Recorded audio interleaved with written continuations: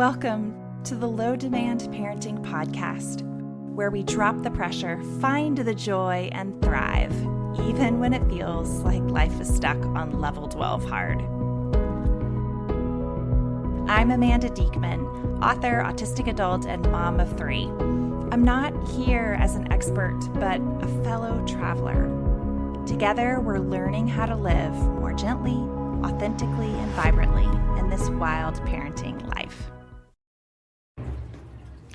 In this week's podcast, we are talking all about partnerships with the other grown-ups that you are co-parenting with. I'm answering your mailbag questions about how to talk to your spouse about low demand, what to do when they're not really on board, what to do when they're getting really triggered by seeing you hit or yelled at, and above all, how to apply the lessons, the wisdom that we've learned about letting things go when it's too hard, about listening with compassion, and about radical acceptance. How do we apply that to other adults? All the questions that I'm answering this week were from people who are married still currently to the person that they're co-parenting with. And I want to name that as a person who is married to the partner I'm co-parenting with. I just don't know how well these are going to apply if you're imagining co-parenting with someone who you are not currently married to, and in a relationship where there may be really vast unmet needs or relational trauma. I'm not saying that these lessons won't apply, but I'm just saying that I recorded these responses in a particular context. You can send questions to me anytime through the SpeakPipe information, which is listed in the show notes of every episode. And I use those questions to help me make my mailbag episodes. You'll also hear a lot of my kids in the background of these responses. Sometimes I acknowledge it and sometimes I don't, but regardless, they are here in the background and I celebrate that. I hope that this episode gives you a fresh perspective on how to drop demands for the other adults in your life and gives you a sense of grounding in what is in your power to do and what you can release in trust that other people have their own work to do and that it isn't our job to do their work for them. We have a spouse question. This is a mom asking, how do I get my husband on board with the why behind low demand parenting? I feel like I'm annoying him with sending him all of these posts and asking him to do classes with me. I thought it would help to see my son and I growing closer and building more trust, but I just don't think it's working. What do I do? So I'm going to encourage you to press a little bit more deeply into this sense that you're annoying your husband, because I think in the same way that radically listening to our children and all the ways that they can communicate with us, it's really important that we listen to our spouses in those ways as well. And sometimes our forms of communication, if we're still learning how to do healthy conflict together, if we're still learning how to bring our deep needs to the other person, even if they can't be met, just in the interest of open communication and trusting connection, that we may not be directly communicating, we may be indirectly communicating, we may be communicating through behaviors, we may be communicating through ignoring or lack of connection, through just energetic, like sending emotions each other's ways. And so in the interest of deepening those lines of connection between the two of you and bringing more health to those lines of connection, we're going to listen both to your feeling that you're being annoying and to what your husband may really be saying. Because we can hold a question mark, like, what does it mean for me to feel annoying? Says I've done something wrong, that I'm a bother, I'm too much. It's about you and your emotional state that you are having in reaction to whatever your husband is communicating. So we can sit with, why am I feeling this way? When have I felt annoying in the past? Did I used to feel annoying as a kid? Is being an annoyance to someone, and particularly to my husband, something that's come up before? Is this about me? because doing our own work and showing up for the part of the relationship that is 100% us and 100% ours is essential. You can't change him, but you can do your own work. So there's that whole piece of what does it mean to me that I feel annoying? And then a separate but important question is, what is my husband really saying? And so ask, what would he be communicating to me that would potentially give me this emotional reaction of feeling annoying? Maybe he's saying, this is too much. I can't absorb all the information that you're sending my way.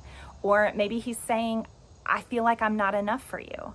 I feel like the hard work I'm putting in and me doing my best isn't enough, because every time I try to read something, there's something else, and it's making me feel inadequate.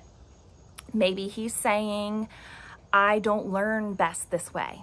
I learn best by doing. So I just need time to put these ideas into action. I don't consume information through my brain and then make sense of it and output it into action. I learn by doing. Or maybe he's saying, I'm too busy at work and with all of the home responsibilities to even make time to see these things. So every time they come through, I feel overwhelmed and exhausted because I want to read them. I want to do them. I want to make my wife proud. I want to connect to my child. And I just am too busy to even read them or watch them or do them.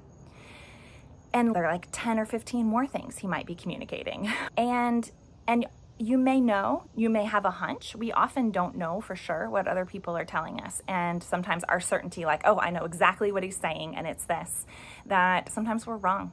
And so holding with a question mark, what exactly is he communicating to me? I don't really know.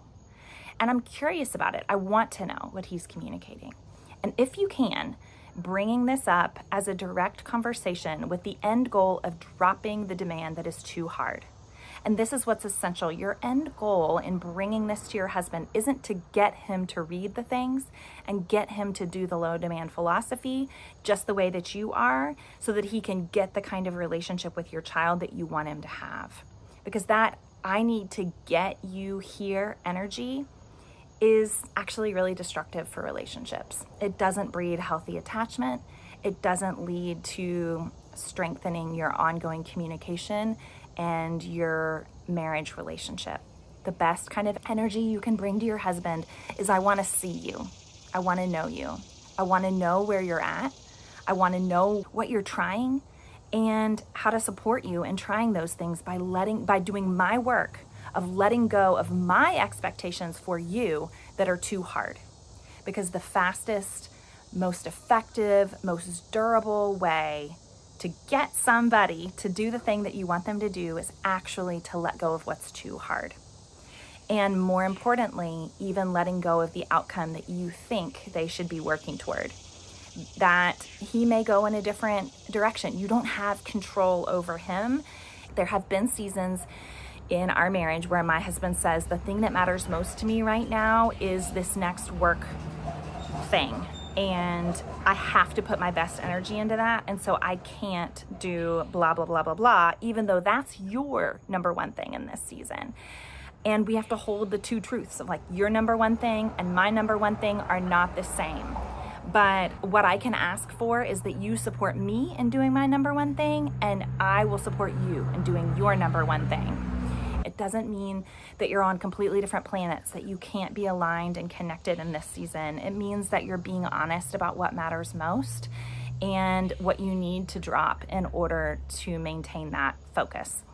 It also doesn't mean that connecting with your child or learning the low demand approach will never be his number one thing, or that it ever has to be the number one thing. It could be that it could hover at number 4 and you can still make steady progress by letting go of the idea that it be number 1. You actually radically accept that number 4 will work and we can make progress at number 4. It also has been true for us in our marriage that the harder I pushed, the more resistance and protections popped up from my husband when I said, you know what, you are a great father and what you are doing right now is good enough for me, that I can love you here, I can accept you here, this can be okay. It adds these challenges for me and I'm gonna need to do X, Y, or Z because of this is where you are, but I can love you here. That is actually in a similar way to the way that it can in other relationships, like with our kids or with our parents or with our friends. That actually opened up additional safety and nervous system capacity for my husband to be able to take those steps forward without the pressure of having to do it. That when I dropped the demands and even the emotional expectation that he be doing what I'm doing was actually when he was able to take more steps by saying, you actually don't have to. He was like, I want to. And then we could work on okay, you want to, but you're too busy. Or you want to, but the ways I'm sending this to you aren't working. You want to, but you feel like you're in a hurry to have to do it. You want to, but you don't know how to talk to the kids. Then we were able to resource the want to when we dropped the have to. All right, you can say hi. Do you want to be on my lap for this one? No. No? Okay, you can get up and leave whenever you want to, but I'm going to start sharing. Okay. So the question is about whether or not you should, basically how much you should push your partner to use low demand parenting if they're not currently on board and have a different philosophy. My answer to this one is borne out by personal experience. You should not push your partner to use low demand parenting. Instead, use the low demand approach with your partner as well. That they are most likely to get on board with understanding your children. You can eat your waffles, it's okay. We're eating waffles.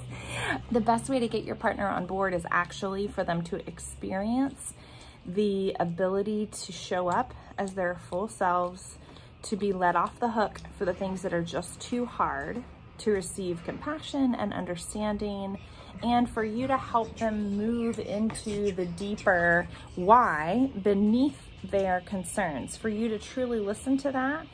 And in the same way as you would with your kids, to give your partner understanding that they can then begin to move through their concerns on a deeper level and show up.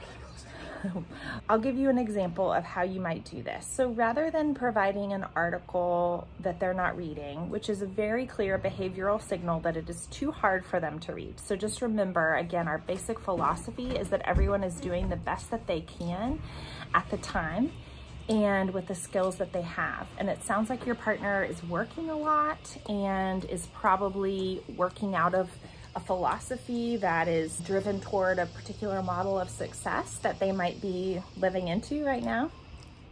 And that you're going to eat that instead of that. I wasn't one instead of this.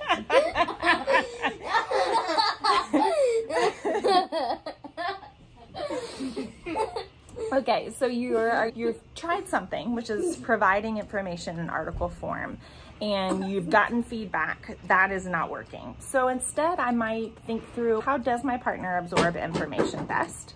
And if there is another way that might be better suited to them, you might try that. Or you might drop the demand that they consume any information about PDA at all, and instead just really live into your own lane and trying to provide the kind of parenting that you feel like is right for your kids, but not in a way that, because this is where like your subtle energy is just as much picked up by your partner as by your kids. So if your subtle energy is, hey, look at me, I'm doing this so much better than you, why don't you do what I'm doing? They're going to pick up on it, and they're going to associate low demand parenting with your judgment and your dismissal of their concerns that are real to them. But if instead you show up with, this is what's right for me, this is what's right for my relationship with my kid, and this is what I have to offer right now. And I explicitly said this to my husband. I was like, I'm going to use this style of parenting because this is what's lighting me up right now. This is what's making me feel most connected and alive. But you do not have to do it. In fact, I do not expect you to do it. You show up as you and parent in your way, and I will support you. But what I need from you is, when I talk about this kind of parenting and when I'm vulnerably accessing my needs and talking about it. I need for you to be able to listen and support me in making this choice, but I don't need for you to do it too.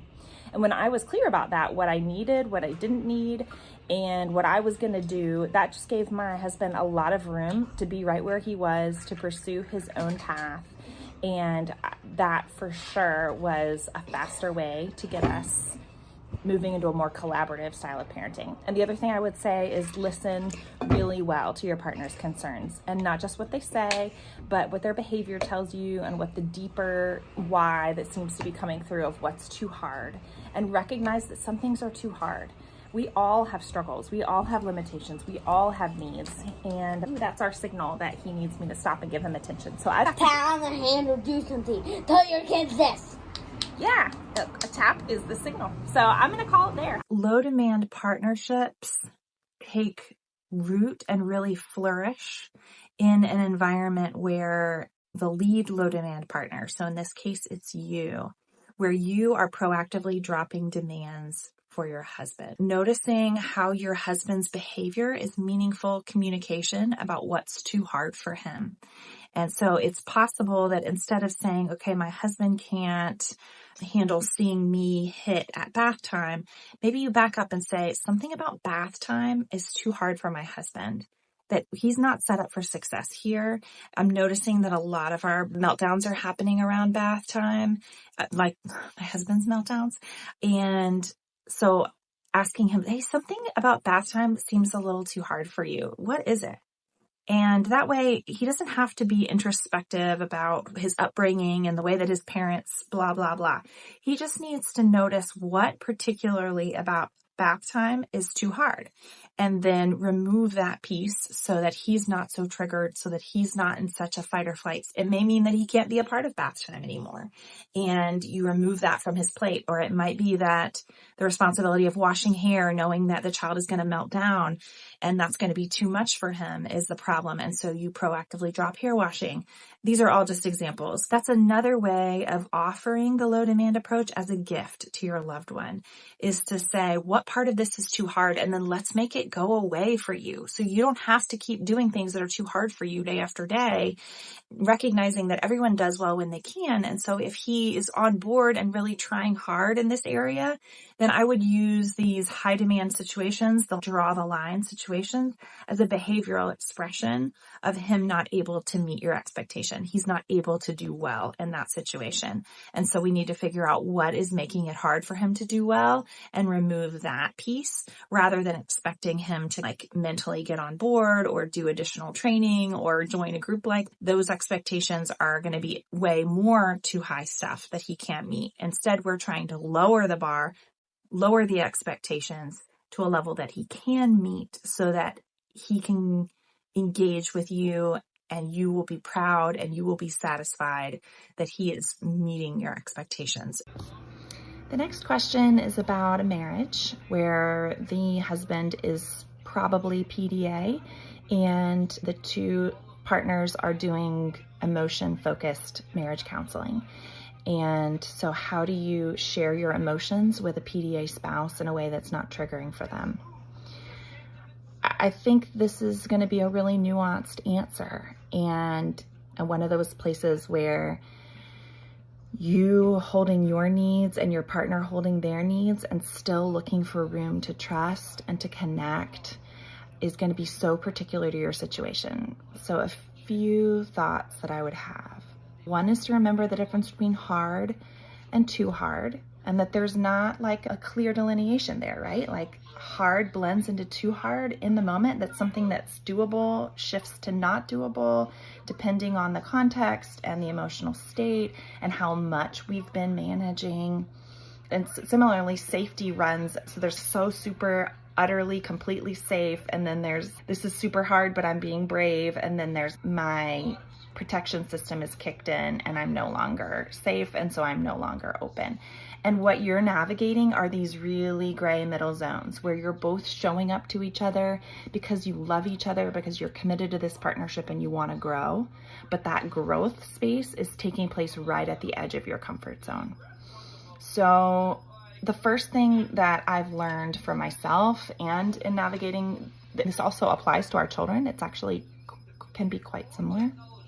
That the ability to stop, that having the freedom and the full knowledge that it is okay to say no, that it is okay to say stop, that it is okay to take a pause or a break. That ability to stop things is really important for me to be able to feel safe enough to hover in the middle. That I can only stay in the middle if I know that I've got my edges. So I need to know when I'm going to be safe again. And I need to know that I can stop this if it gets to be too much. And that helps me to come towards the middle. So what that looks like for your spouse, I don't know. And whether they're the same as me, I don't know. Whether or not having some agreement between the two of you that after these sessions that he would get to have some total autonomy, demand-free time to restore. Sometimes I'll think about going out to eat by myself as a total demand-free time, or even going to see a movie by myself. These times where I get to be totally alone and just with me. Maybe it's hiking or I don't know, fishing, these kind of solitary activities that many of us PDAers really crave. So establishing what is that total safety zone for him that he can get back to when he needs it. And then what does the stop look like in the conversation where he can say, that's enough. I'm with you. I love you. I want this. I'm with this. And I still need it to stop because I'm at my too much. It may not be real finessed at first, especially if he hasn't had a lot of experience with honoring his own boundaries. Again, this is true for our kids. If you've been overriding their boundaries for a while, or if they've been overriding their own boundaries for a lifetime, then finding out that it's okay to say stop. They may say stop at all the wrong times at first. It might be when they're completely overloaded and they finally realize they need to stop. It might be when they feel the tiniest bit of discomfort, they say they need to stop. But that's all part of the learning process of how much can I tolerate? How can I stay with this uncomfortable thing in a way that doesn't take too much away from me, where I'm still okay, essentially, at the end of it. Giving your husband permission to do that with all of your support and acceptance, that you won't energetically blame them or judge them or shame them for whatever boundary they draw or however they draw it. And even having a nonverbal way of doing that, like we use panic buttons and stop signs and symbols. I'll close my eyes and look away. Some way to say, this is too much. I need safety again. I need to restore. And then for you, the work of spending time on what emotions you really want and need to share, and what does progress look like, and how can you honor just how hard you're working to accommodate your husband, and asking for what you need in these moments too, and really focusing in on what's most important to you, what you're really trying to get out of this process, so that the outcome isn't that I get to talk for X number of minutes uninterrupted and he will sit there and listen, because if he needs to stop you, then you wouldn't be getting that need met.